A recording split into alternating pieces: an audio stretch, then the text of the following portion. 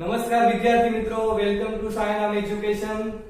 આજે આપણે ઇલેક્ટ્રોન અનુરાગી વિસ્થાપન પ્રક્રિયા વિશે આપણે જાણવાના છીએ અને કેમિસ્ટ્રીમાં ખૂબ જ ઇમ્પોર્ટન્ટ ટોપિક્સ અને 12 સાયન્સ ને લગતો તેવી રીતે 11 સાયન્સ ને લગતો ખૂબ જ પ્રશ્ન છે દર વખતે એમસીક્યુ માં પૂછાય છે નીટની એક્ઝામમાં અને ગુજકેટ સ્ટેટ બોર્ડ એવી રીતે વેરિયસ એક્ઝામમાં તેના જરૂરી પ્રશ્ન છે પૂછાય છે।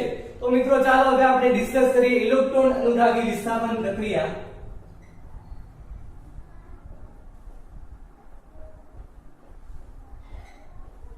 ઇલેક્ટ્રોન અનુરાગી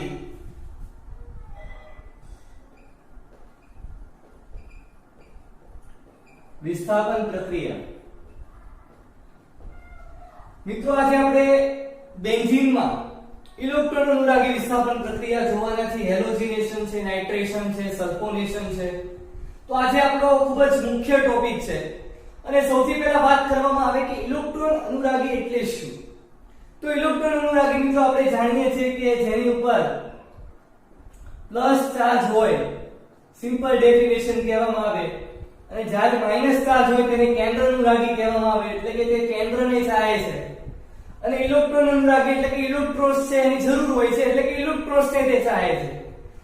તો એ સિમ્પલ આપણે એનો મતલબ સમજ્યા પછી હવે આપણે ડિસ્કસ કરીએ કે ઇલેક્ટ્રોન અનુરાગી વિસ્થાપન પ્રક્રિયા કોને કહેવામાં આવે છે।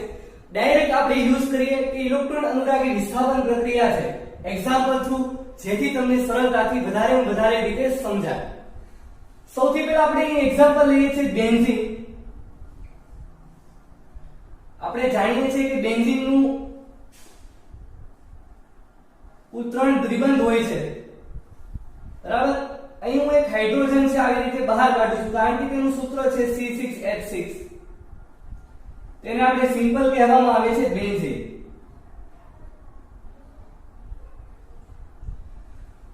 હવે આ પ્રક્રિયામાં આપણે ઇલેક્ટ્રોન અનુરાગી ઉમેરવાનો છે। મિત્રો ખાસ ધ્યાન રાખજો, જો એક વખત તમને મેથડ આવડી ગઈ તો પછી 12 સાયન્સમાં જેટલી પણ ઇલેક્ટ્રોન અનુરાગી વિસ્થાપન પ્રક્રિયાને લગતી પ્રક્રિયા આવશે તો તમને ડેફિનેટલી હું ગેરંટી આપું, તમે જો અહીં ધ્યાનપૂર્વક વ્યવસ્થિત રીતે આ પ્રક્રિયા સમજશો તો તમને લગભગ ક્યારેય તકલીફ પડશે નહીં। તો વિદ્યાર્થી મિત્રો અહીં જુઓ, હાઇડ્રોજન બહાર કાઢવામાં આવેલા છે। હવે ઇલેક્ટ્રોન અનુરાગી E+ અને Nu- સાથે આ પ્રક્રિયા કરવામાં આવે છે, એટલે કે ઇલેક્ટ્રોન અનુરાગી અને કેન્દ્ર અનુરાગી સાથે। હવે જે આ E+ છે તે આ સ્થાન ઉપર, ઓર્થો સ્થાન ઉપર તમે કોઈ પણ સ્થાન ઉપર જોડી શકો છો, પરંતુ અહીં ઓર્થો સ્થાન ઉપર તે અટેક મારે છે, એટલે કે હુમલો કરે છે અને આવી રીતે આપણને નિપજ મળશે।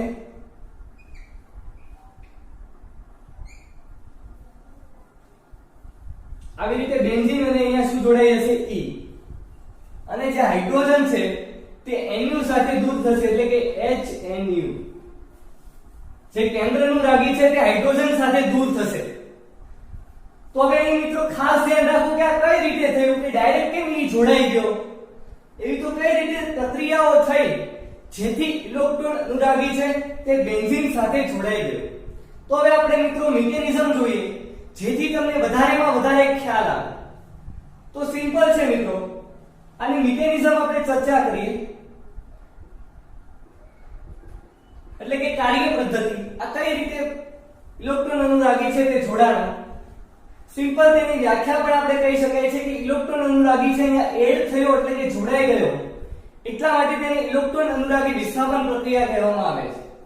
હવે આ મિકેનિઝમ જોઈએ, આપણે સૌથી પહેલા જોઈએ તો એ બેન્ઝીન આપણે લીધેલો છે, same to same as it is આપણે બેન્ઝીન અહીંયા મૂકીએ। આ બેન્ઝીનનો એક હાઇડ્રોજન છે આપણે આવી રીતે બહાર કાઢીએ। હવે સૌથી પહેલા ઇલેક્ટ્રોન અનુરાગી છે તે અહીં જોડાય છે, તો એ બંધ જે છે દ્વિબંધ તે તૂટી જશે, એટલા માટે અહીંયા શું આવી જશે, કાર્બોકેટાઇન જનરેટ થશે। અહીંયા H, અહીંયા શું છે E। હવે મિત્રો જે આ સંયોજન બન્યું, સંકીર્ણ બન્યું, તેને કહેવામાં આવે છે વિલેન્ડ સંકીર્ણ અથવા તો આર્હેનિયસ સંકીર્ણ। અહીંયા ખાસ નોંધ કરવામાં આવે, આર્હેનિયસ સંકીર્ણ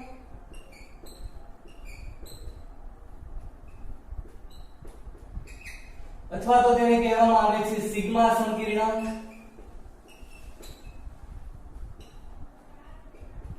અથવા તો વિલેન સંકીર્ણ કહેવામાં આવે છે. હવે નેક્સ્ટ મિત્રો તમે જુઓ તો એ સહસ્પંદન થશે. જો આ કાર્બોકેટાઇન છે અહીં ટ્રાન્સફર થશે તો એક વખત કાર્બોકેટાઇન અહીં જનરેટ થશે, ત્યાર પછી દ્વિબંધ છે અહીં ટ્રાન્સફર થાય, સ્થળાંતરણ થાય ત્યારે કાર્બોકેટાઇન છે અહીં બનશે. એટલે કે આપણે ટૂંકમાં 3 વખત રીતે સહસ્પંદન કરાવવાનું છે. કાર્બોકેટાઇન છે એ અહીં જનરેટ ફાઇનલી થશે. હવે જે Nu- છે કેન્દ્રનુરાગી, આ કેન્દ્રનુરાગી H ઉપર અટેક મારે છે અને અહીંયા શું દૂર થશે? HNu. શું દૂર થશે મિત્રો? HNu.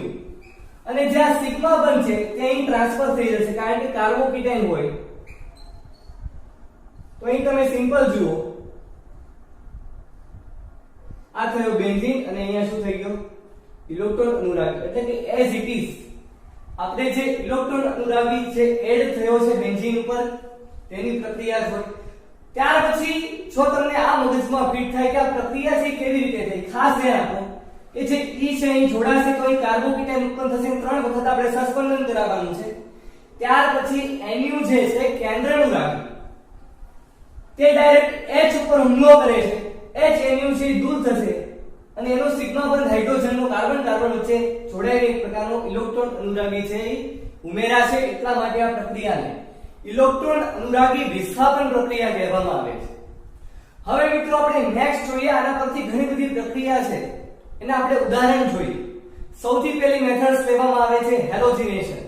કોપી કરો, ત્યાર પછી આપણે નેક્સ્ટ પ્રક્રિયા એટલે કે રિએક્શન જોઈએ. હવે ઇલેક્ટ્રોન અનુરાગી વિસ્થાપન પ્રક્રિયામાં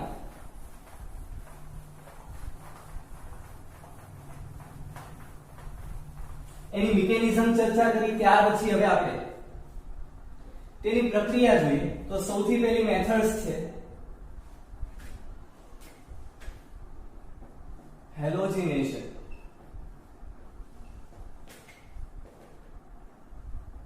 ખાસ મિત્રો ધ્યાનમાં રાખો, જ્યારે પણ બેન્ઝીન લેવામાં આવે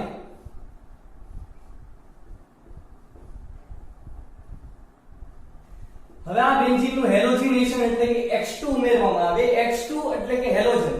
આપણે બધા જાણીએ છીએ કે 17મા સમૂહ જે છે એ હેલોજન છે. ફ્લોરીન, ક્લોરીન, બ્રોમિન, આયોડીન અને એટેસ્ટાઇન. એમાં ખાસ કરીને એટેસ્ટાઇન છે તે રેડિયોએક્ટિવ તત્વ છે, એટલા માટે અહીં ફ્લોરીન, ક્લોરીન, બરાબર, ક્લોરીન, બ્રોમિન, આયોડીન ની આપણે વાત કરીશું.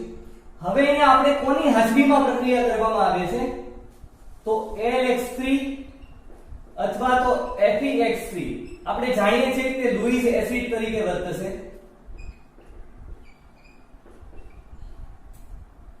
લુઈસ એસિડ એટલે કે ઇલેક્ટ્રોન યુગ્મ છે તેનો સ્વીકાર કરે. અહીં એલ્યુમિનિયમ છે તેની પાસે D વિભાગની D છે, D કક્ષક તે ખાલી છે, એટલા માટે તે જે ઇલેક્ટ્રોન યુગ્મ છે તેનો સ્વીકાર કરી શકે છે. નેક્સ્ટ આ પ્રક્રિયા થઈને હેલોજન છે એ બેન્ઝીન ઉપર જોડાઈ જશે. એટલે ફાઇનલી નિપજ આવી રીતે બનશે આપણને. તેને શું કહેવામાં આવે છે? Hello benzene. કારણ કે હેલોજન છે જ્યારે પણ બેન્ઝીન ઉપર જોડાય તેને શું કહેવામાં આવે છે? Hello benzene. તો મિત્રો હમણાં આપણે જે મિકેનિઝમ જોઈ તે મુજબ અહીં શું ઉમેરાય એટલે કે ઇલેક્ટ્રોન અનુરાગી કોને કહેવામાં આવે? તો કે સિમ્પલ અહીં જુઓ, ક્લોરીન પ્લસ જોડાશે, R પ્લસ જોડાય, પછી NO2 પ્લસ એટલે કે નાઇટ્રોનિયમ આયન છે, SO3 પ્લસ છે. તે બધા બેન્ઝીન ઉપર ઇલેક્ટ્રોન અનુરાગી તરીકે વર્તશે અને બેન્ઝીન ઉપર અટેક મારીને તે જોડાઈ જશે. એટલા માટે ઇલેક્ટ્રોન અનુરાગી વિસ્થાપન પ્રક્રિયા કહેવામાં આવે છે. સિમ્પલ જોયા પછી હેલોજિનેશન એટલે કે આપણે વિવિધ તેના એક્ઝામ્પલ છે ચર્ચા કરીએ, ક્લોરિનેશન, બ્રોમિનેશન, બરાબર. તો નેક્સ્ટ મિત્રો આપણે એક્ઝામ્પલ જોઈએ. સૌથી પહેલું એક્ઝામ્પલ હેલોજિનેશનમાં ક્લોરિનેશન.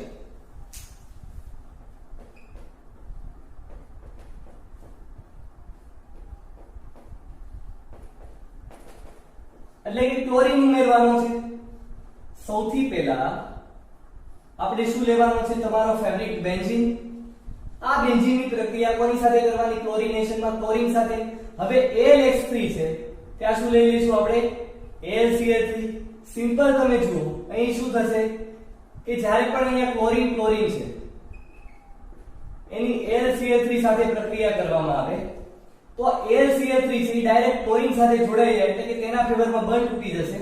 તો અહીંયા ક્લોરીન ઉપર કયો આવી જશે ચાર્જ પ્લસ અને AlCl4 માઈનસ. હવે જે આ ક્લોરોનિયમ આયન છે આપણો ઇલેક્ટ્રોન અનુરાગી બની ગયો. હવે જે આ Cl+ છે અહીંથી જે Cl+ બહાર આવશે તે ક્યાં અટેક પાસે ડાયરેક્ટ બેન્ઝીન ઉપર. તો અહીંયા શું જોડાઈ જશે હવે એક પ્રકારનો ક્લોરોબેન્ઝીન. તો આ મિત્રો પ્રક્રિયા છે ક્લોરિનેશન અને અહીંયા શું બને છે તમારો ફેવરિટ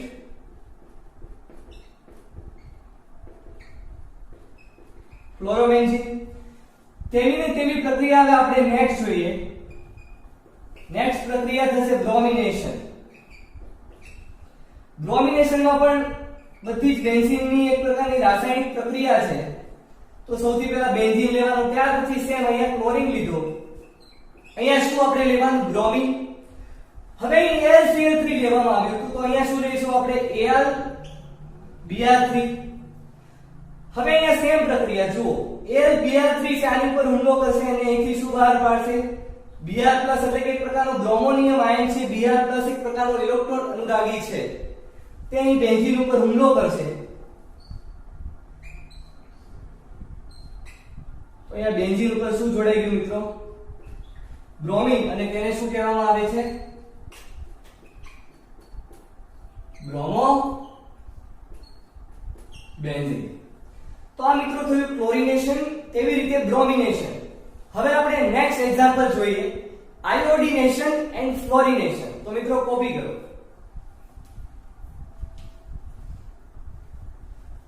હેલોજિનેશનમાં ક્લોરિનેશન અને બ્રોમિનેશન જોડ્યા પછી આપણે આયોડિનેશન જોઈએ. નેક્સ્ટ પ્રક્રિયા આયોડિનેશન એટલે કે આયોડિન હવે ઉમેર્યા છે. સેમ એઝ ઇટ ઇઝ આપણે શું લેવાનો છે બેન્ઝીન. આ બેન્ઝીનની કોની સાથે પ્રક્રિયા કરીશું આયોડિન. આયોડિન સાથે પ્રક્રિયા કરવામાં આવે છે ત્યારે હવે અહીં મિત્રો ખાસ ધ્યાન રાખજો આ એક પ્રકારની પ્રતિગામી પ્રક્રિયા આપે છે. એનું રીઝન એ છે અહીંયા આયોડો બેન્ઝીન તો બને છે પરંતુ સાથે સાથે હાઇડ્રોજન આયોડાઇડ પણ બને છે. શું બને છે હાઇડ્રોજન આયોડાઇડ. અને આપણે જાણીએ છીએ તેમ હાઇડ્રોજન આયોડાઇડ છે પ્રકારનું પ્રબળ રિડક્શન કરતા છે.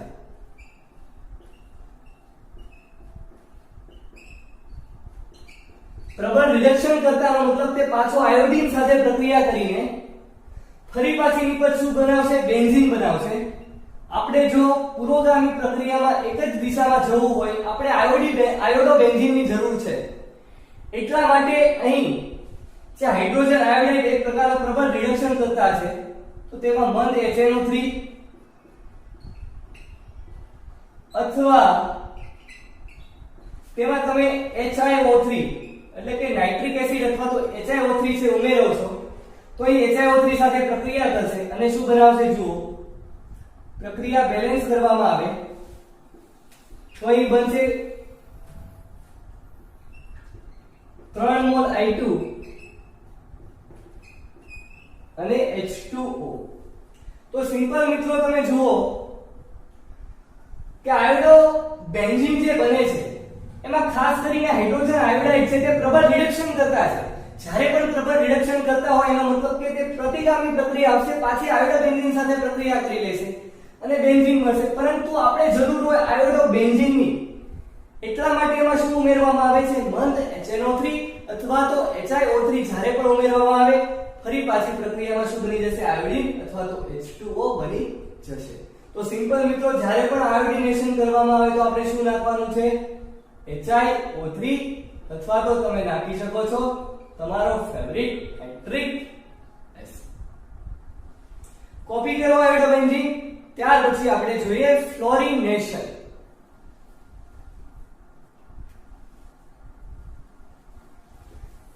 આયોડો બેન્ઝીન તેવી રીતે ક્લોરોબેન્ઝીન એટલે કે ક્લોરિનેશન બ્રોમિનેશન અને આયોડિન નેશન છે એ જોયા પછી હવે આપણો લાસ્ટ આપણો હેલોજન સમૂહમાંનો એક પ્રકારનો ફ્લોરિન છે એ બચે છે અને હવે આપણે તેને પ્રક્રિયાને કહેવામાં આવે છે ફ્લોરિનેશન.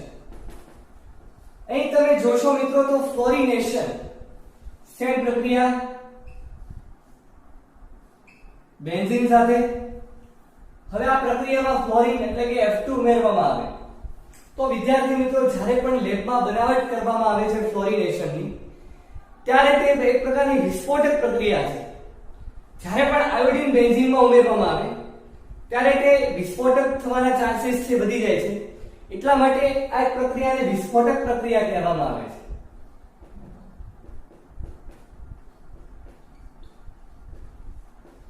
અને વિસ્ફોટિત થઈને એક પ્રકારનો કાર્બન એટલે કે એક પ્રકારનો કાળો કાર્બન પ્લસ 6 મોલ HF એટલે કે હાઇડ્રોજન ફ્લોરાઇડ મળે છે તેને કહેવામાં આવે છે કાળો કાર્બન. મિત્રો અહીં જે હું બોર્ડ ઉપર જે બ્લેક કલરની જે સાઈ ઇંક થી લખું છું એ એક પ્રકારની આ તે કાળો કાર્બન જે ફ્લોરિનેશન પ્રક્રિયા દરમિયાન જે આ પ્રક્રિયા થાય છે કાળો કાર્બન બને છે તેમાં ખાસ કરીને જે માર્કરની જે પણ કઈ ઇંક હોય છે બ્લેક કલરની તેમાં તેનો ઉપયોગ કરવામાં આવે છે. તો અહીં સિમ્પલ જ્યારે પણ ફ્લોરિનેશન કરવામાં આવે ત્યારે શું બને છે કાળો કાર્બન પ્લસ હાઇડ્રોજન ફ્લોરાઇડ. તો મિત્રો આપણે જોયું ક્લોરિનેશન, બ્રોમિનેશન, આયોડિનેશન અને લાસ્ટ ફ્લોરિનેશન. હવે આપણે જોઈએ નાઇટ્રેશન. બેન્ઝીનનો હજી એક રાસાયણિક ગુણધર્મ છે જે નાઇટ્રેશન છે ખૂબ જ ઇમ્પોર્ટન્ટ છે. ત્યાર પછી મિત્રો હવે આપણે નાઇટ્રેશન જોઈએ.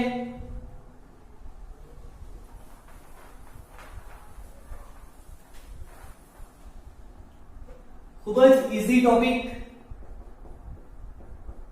અને અવારનવાર બોર્ડની એક્ઝામમાં પૂછાય છે. હવે નાઇટ્રેશનમાં આપણે સૌથી પહેલા શું લેવાનું છે બેન્ઝીન, કારણ કે બેન્ઝીનની જ રાસાયણિક પ્રક્રિયા થાય છે તો શું લેવાનું બેન્ઝીન, બરાબર. ત્યાર પછી હવે નાઇટ્રેશન કરવા માટે મિત્રો આપણે અંદર એડ કરવાનું છે સાંદ્ર HNO3. આપણે બધા જાણીએ છીએ તેમ HNO3 ને નાઇટ્રિક એસિડ કહેવામાં આવે છે પ્લસ સાંદ્ર H2SO4. H2SO4 ને મિત્રો કહેવામાં આવે છે સલ્ફ્યુરિક એસિડ. સલ્ફ્યુરિક એસિડ અને નાઇટ્રિક એસિડ ની વાત કરીએ તો આ બંનેમાં પ્રબળ એસિડ કોણ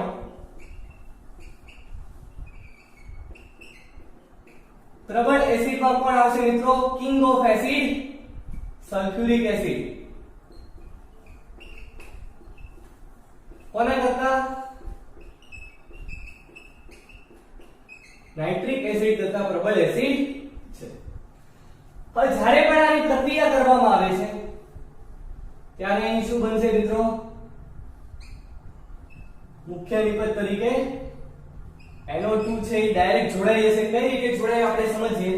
અને NO2 બેન્ઝીન ઉપર હોય તો તેને શું કહેવામાં આવે છે નાઇટ્રોબેન્ઝીન. હવે પ્રક્રિયામાં કઈ રીતે થાય છે જુઓ, હું તમને ઇલેક્ટ્રોન અનુરાગી કઈ રીતે બને છે એ સમજાવું છું. બાકી સૌથી પહેલા આપણે જોયું કે ઇલેક્ટ્રોન અનુરાગી કેમ થાય છે. સસ્પંદન થઈને જે ઘટના બને છે તે જ એક પ્રકારની પ્રક્રિયા છે. અહીં સિમ્પલ સૌથી પહેલા આપણે લીધું HNO3 અને H2SO4. હવે અહીં સ્ટ્રક્ચર મિત્રો દોરું HNO3 નું તો અહીં OH N double bond O અને કોઓર્ડિનેટ બોન્ડ સવર બનતી. હવે હાઇડ્રોજન છે તમે મિત્રો સલ્ફ્યુરિક એસિડ ને છૂટો પાડો તો શું બનશે H+HSO4 માઈનસ આ H+ તે ડાયરેક્ટ અહીંયા હુમલો કરે એટલે પ્રક્રિયામાં આવી રીતે બનશે જુઓ H2O+ અને NO2. હવે આ બોન્ડ થી તોડવામાં આવે તો અહીંથી શું બનશે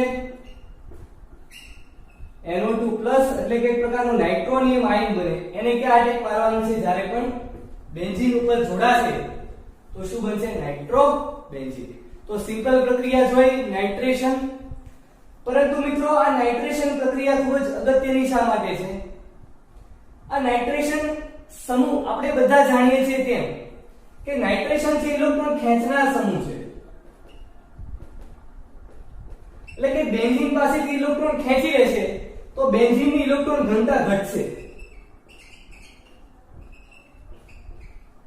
જ્યારે પણ બેન્ઝીનની ઇલેક્ટ્રોન ઘનતા ઘટે તો અહીં આપણે જાણીએ છીએ કે સસ્પેન્શન ક્યાં થાય છે? ઓર્થો, પેરા અને ઓર્થો પર. તો ઓર્થો, પેરા અને ઓર્થો ઉપર તેની ઇલેક્ટ્રોન ઘનતા ઘટશે અને મેટા સ્થાન ઉપર તેની ઇલેક્ટ્રોન ઘનતા છે, અહીં નોંધ કરું છું કે મેટા સ્થાન પર ઇલેક્ટ્રોન ઘનતા શું થશે? વધશે. એટલા માટે આ નાઇટ્રેશન છે તેને કહેવામાં આવે છે મેટા નિર્દેશક.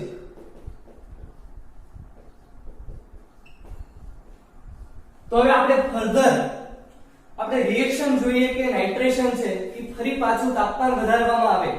જ્યાં સુધી તાપમાન વધારવામાં નહીં આવે ત્યાં સુધી આપણને નાઇટ્રોબેન્ઝીન મળશે, પરંતુ જ્યારે પણ તાપમાન વધારવામાં આવે છે ત્યારે એક પ્રકારનું નાઇટ્રોબેન્ઝીન છે મેટા સ્થાન ઉપર પણ NO2 છે ઉમેરાશે. તે હવે આપણે નેક્સ્ટ જોઈએ. કોપી કરો. હવે સેમ પ્રક્રિયા આપણે જોઈએ. આગળ નાઇટ્રેશન છે કઈ રીતે થાય છે. આપણે જોયું કે નાઇટ્રેશનમાં જે NO2 છે એક પ્રકારનો શું છે? મેટા નિર્દેશક છે. તો સિમ્પલ જ્યારે પણ બેન્ઝીનની સાંદ્ર HNO3 અને સલ્ફ્યુરિક એસિડની હાજરીમાં પ્રક્રિયા કરવામાં આવે ત્યારે આપણને શું મળે છે? નાઇટ્રોબેન્ઝીન. અને હમણાં આપણે જોયું કે નાઇટ્રો સમૂહ છે ઇલેક્ટ્રોન ખેંચનાર સમૂહ છે, EWC સમૂહ છે. તો એ બેન્ઝીનની ઇલેક્ટ્રોન ઘનતાથી ઘટાડશે. જ્યારે પણ બેન્ઝીનની ઇલેક્ટ્રોન ઘનતા ઘટાડશે તો અહીં ઓર્થો, પેરા અને ઓર્થો સ્થાન ઉપર તેની ઇલેક્ટ્રોન ઘનતા છે ઘટી જશે. તો અહીં જે મેટા નિર્દેશક છે, જે મેટા જેને કહેવામાં આવે છે, આ પોઝિશન ઓર્થો, આ મેટા અને પેરા, તો આ મેટા નિર્દેશક છે. ખાસ મિત્રો ઇમ્પોર્ટન્ટ ક્વેશ્ચન છે અહીંથી બને એમ છે. મેટા નિર્દેશક છે એટલા માટે ફરી પાછું જો તેનું નાઇટ્રેશન કરવામાં આવે સાંદ્ર HNO3 અને સાંદ્ર H2SO4, પણ મિત્રો અહીં તાપમાનથી વધારવું પડશે. એટલા માટે અહીં 110 ડિગ્રી સેલ્સિયસ તાપમાન કરવામાં આવે છે, વધારવામાં આવે છે. તો અહીં હવે તમે જુઓ મેટા સ્થાન ઉપર પણ શું જોડાઈ જશે? NO2 સમૂહ છે જોડાઈ જશે અને આનું નામ શું બનશે? 1 2 3 એટલે કે 3 ઉપર શું છે? નાઇટ્રો. બરાબર. તમે સિમ્પલ જુઓ તો 3 અને 1 ઉપર નાઇટ્રો છે એટલા માટે અહીં નામ શું બનશે? જુઓ મિત્રો 1,3 ડાયનાઇટ્રો બેન્ઝીન. ત્યાર પછી મિત્રો ફરી પાછું તેનું નાઇટ્રેશન કરવું હોય તો આપણે શું લેવાનું છે? સેમ સાંદ્ર HNO3 અને સાંદ્ર H2SO4, પરંતુ હવે તાપમાન કેટલું લઈ જવું પડશે?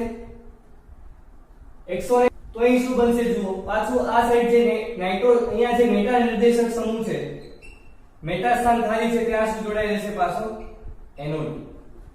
તો NO2 ઉપર અને અહીં પણ શું જોડાઈ જશે? NO. તો આનું નામ શું બનશે? જુઓ મિત્રો 1 2 3 4 5 and 6. તો 1 3 5 ત્રણ વખત નાઇટ્રો સમૂહ હોય તો શું કહેવાય મિત્રો? ટ્રાઇનાઇટ્રો. અને સાથે સાથે શું છે? બેન્ઝીન. તો આ જે નાઇટ્રેશન પ્રોસેસ જ્યારે પણ તાપમાનથી વધારવામાં આવે છે ત્યારે એક પ્રકારનું મેટા નિર્દેશક સમૂહ છે. કોઈ પણ સમૂહ છે ઇલેક્ટ્રોન ખેંચનાર સમૂહ આવશે, બેન્ઝીનની ઇલેક્ટ્રોન ઘનતા ઘટાડશે અને મેટા સ્થાન ઉપર NO2 વારંવાર જોડાશે. આવી રીતે પ્રોસેસ છે તાપમાન વધારતા થાય. કોપી કરો. ત્યાર પછી મિત્રો આપણે જોઈએ સલ્ફોનેશન.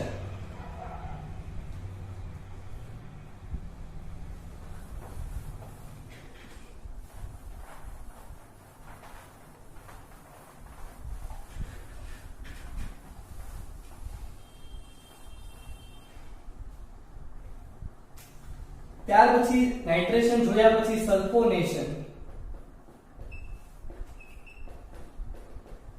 ખાસ ધ્યાન રાખો અહીં બાળકો, તો સલ્ફોનેશન છે ખૂબ જ ઈઝી રિએક્શન છે. ઈઝી નાઇટ્રેશન આપણે મંદ HNO3 સાંદ્ર HNO3 અથવા તો સલ્ફ્યુરિક એસિડ લીધેલો. જ્યારે સલ્ફોનેશન ની વાત કરવામાં આવે ત્યારે તમે સાંદ્ર સલ્ફ્યુરિક એસિડ લેવાનો છે H2SO4 અથવા તો તમે લઈ શકો છો ઓલિયમ. ઓલિયમનું રાસાયણિક સૂત્ર તમે જાણતા હશો H2H2O7 અથવા તો તમે લઈ શકો છો SO3. બરાબર, અહીં લખું છું SO3. મિત્રો આ પ્રક્રિયા થઈને શું બનશે? અહીં SO3 છે એ બેન્ઝીન ઉપર જોડાઈ જશે અને એક H એટલે કે અહીં શું આવી જશે? SO3H. આ કઈ રીતે આવે છે મિત્રો? તો ખાસ ધ્યાન રાખો, અહીંયા જ્યારે પણ બેન્ઝીન લેવામાં આવે એક હાઇડ્રોજન આવી રીતે બહાર કાઢવાનું. હવે SO3 નું મિત્રો અહીંયા બંધારણ દોરું છું. દરેક બંધ ડબલ બોન્ડ ઓક્સિજન સાથે એક બોન્ડ ઓક્સિજનના ફેવરમાં જ્યારે પણ તોડવામાં આવે ત્યારે ઓક્સિજન ઉપર માઈનસ ચાર્જ અને સલ્ફર ઉપર કયો ચાર્જ આવે છે? Plus charge. હવે આ ઇલેક્ટ્રોન અનુરાગી બની ગયો તો અહીં હુમલો કરશે અને અહીંયા શું બની જશે? SO3 માઈનસ અને એક H તો જોડાયેલો છે જ, અહીંયા પ્લસ ચાર્જ. ત્યાર પછી મિત્રો અહીં સહસ્પંદન થશે આવી રીતે, એક વખત કાર્બન કેટન મેટા ઉપર, એક વખત કાર્બન કેટન ઉપર. ત્યાર પછી તમે જુઓ તો H2SO4 ની વાત કરવામાં આવે, તેને તમે છૂટું પાડો H+HSO4-. હવે જે આ HSO4- થી કેન્દ્ર અનુરાગી બની ગયો, એ હાઇડ્રોજનને બહાર કાઢશે અને H2SO4 થી પાછું બનાવી નાખશે અને આ એટલે આપણને વિકલ્પ ફાઇનલી શું બનશે? જુઓ, હજી તો SO3 બન્યું છે. બરાબર,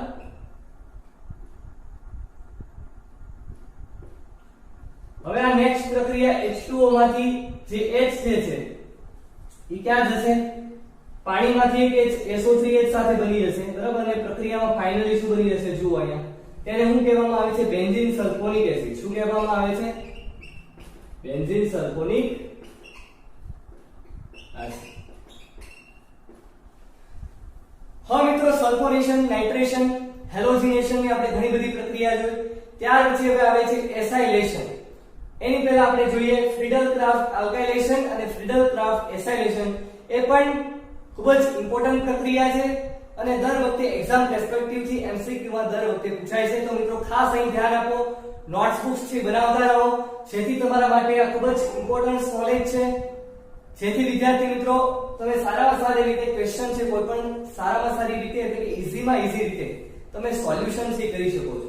નેક્સ્ટ કોપી કરો. ત્યાર પછી મિત્રો આપણે જોઈએ ફ્રીડલ-ક્રાફ્ટ આલ્કાઇલેશન અને ફ્રીડલ-ક્રાફ્ટ એસાઇલેશન. ખૂબ જ ઈઝી પ્રક્રિયા, લગભગ અડધી મિનિટમાં બધી પ્રક્રિયા છે યાદ રહી જાય તેવી સિમ્પલ પ્રક્રિયા છે.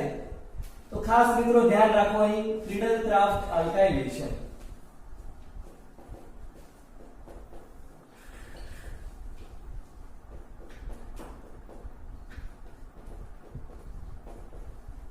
ફ્રીડલ-ક્રાફ્ટ આલ્કાઇલેશન સૌથી પહેલા તમારો ફેવરિટ બેન્ઝીન. આની પ્રક્રિયા કોની સાથે કરવામાં આવે છે? ફ્રીડલ-ક્રાફ્ટ આલ્કાઇલેશનમાં ખાસ ધ્યાન રાખો, આલ્કાઇલ ક્લોરાઇડ લેવામાં આવે છે. શું લેવામાં આવે છે? Alkyl chloride. અને સાથે સાથે AlCl3. આ AlCl3 છે એ ડાયરેક્ટ ક્લોરીન ઉપર હુમલો કરે એટલે કે AlCl4- બનાવશે અને આરને શું બનાવશે? Plus charge. હવે આ પ્લસ ચાર્જ થી ડાયરેક્ટ અહીંયા હુમલો કરે એટલે કે અહીં બેન્ઝીન ઉપર શું જોડાઈ જશે? R. એટલે તેને શું કહેવામાં આવે છે? Alkyl benzene. મિત્રો આનો આપણે એક એક્ઝામ્પલ જોઈએ. અહીંયા બેન્ઝીન લીધેલો છે, અહીંયા આપણે જોઈએ Ca3 ક્લોરીન. આ પ્રક્રિયામાં આપણે લઈએ સાથે સાથે AlCl3 લुईस એસિડ. તો શું બનશે? અહીંયા AlCl3 આની ઉપર હુમલો કરશે, AlCl4- અને આની ઉપર પ્લસ. આ જોડાઈ જાય તો તમારો ફેવરિટ શું બની ગયો? આ ટોલ્યુઇન. ત્યાર પછી આપણે નેક્સ્ટ એક્ઝામ્પલ જોઈએ. કેટલું ઈઝી છે મિત્રો. ત્યાર પછી જોઈએ ફ્રીડલ-ક્રાફ્ટ એસાઇલેશન.